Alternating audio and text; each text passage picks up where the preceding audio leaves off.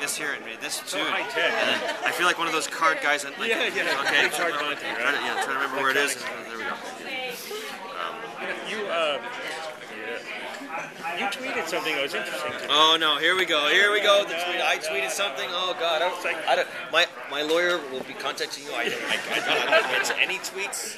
I don't control my. No. It was you were saying that you were directing an episode and you're going to be directing Amanda Tapping. You were a little nervous. After all these years, do you still get nervous when you direct your cast? I mean, couldn't believe it. You know, it wasn't. I think I was more nervous before I got into it, but just the experience of directing was so phenomenal, and definitely out of my comfort zone, which is I guess where you want to be. You constantly want to be sort of challenging yourself, and certainly Sanctuary, believe me, challenges me daily. But it was an amazing thing to work with, and to be there with Amanda and how supportive she was, and how open she was to what I want to do, and how she really respected the fact that I was directing and wanted to make sure that I was happy with what we were doing. And it was phenomenal to be so engaged in every aspect of the episode. You know, as an actor, you're very focused on one significant part of an episode, which is playing your character and interacting with your fellow actors.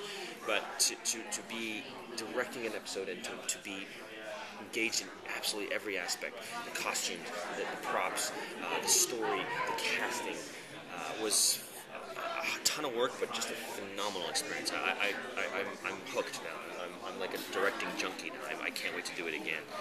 And you know, Sanctuary is a great place for many things, but the fact that I was given this opportunity by Mark, Amanda, and Damien, and basically we were out to dinner and they sat me down and they said, look, we're going to offer you an episode to direct this year, and the reason is that we believe in you, we know you're going to do an amazing job, and also the whole idea behind the show is to foster talent and to give people opportunities, and I was really honored that I was able to do it, and I just had an absolute blast. I had an absolute blast. It was so much fun.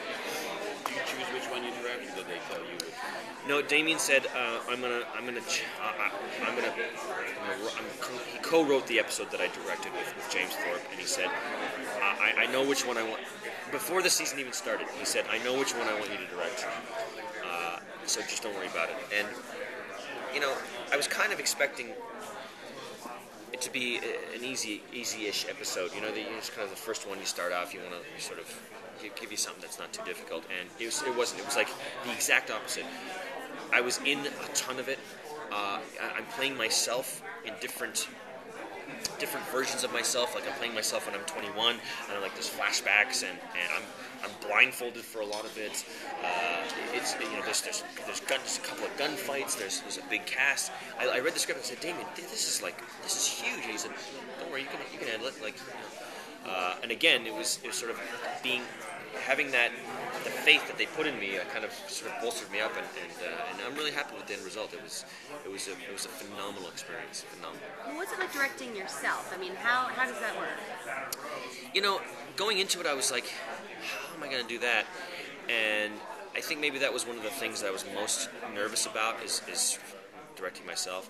But that was one of the things that came the easiest, because I think as an actor, when you do a scene, if you nailed it or if you kind of missed a couple things, and so I had that instinct of just like, okay, I know, or I want to do this again because I want to try something different, and also amazing crew. I mean, just an amazing crew who were all there, and all they wanted was me to succeed, and so I knew that I could trust every single person on the crew to be there watching, be my eyes, and so I started off a couple times going, like, let's watch playback, so I do the scene and take off the blindfold or whatever, and go over to the monitor and watch playback, and then I kind of just, it's going to be very geeky, but I kind of did the Luke Skywalker thing where I put the thing away, and I was just like, you know what, I felt like I got it. I'd look at Gord Verhoeven, our director of photography, I said, how did it look? Did it look good? And he was like, it's good, and then I would just move on. And it was amazing. And then also being able to work with actors, and having been an actor for 20 years, having that insight of how actors work and being able to speak to an actor. Like when I was directing the actors, I wasn't being a director. I was just being an actor talking to another actor, going, "Hey, what do you think of this?" Or maybe we should try that, or and that was a lot of fun too. I mean, it's just like it was amazing. It was an amazing time.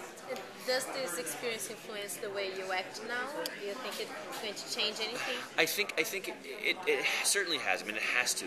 It also kind of changed the way I watch movies or television.